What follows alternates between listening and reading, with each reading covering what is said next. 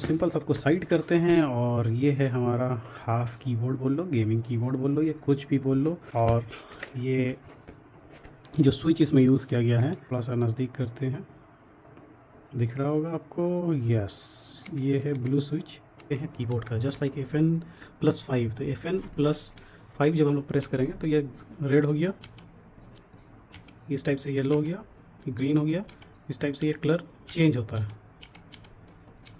और भाई इसका ज़्यादा टैक्टाइल मेरे को फील हो रहा है, इसका थोड़ा स्मूथ है। ये देखो, इसका कट कट कट मतलब कान पे लगने वाला, इसका यूज़ करोगे तो लोग उसको, प्लस इसमें ये जो चीज़ जो दिया हुआ है ना, ये नंबर, ये तो बहुत ही मस्त चीज़ है।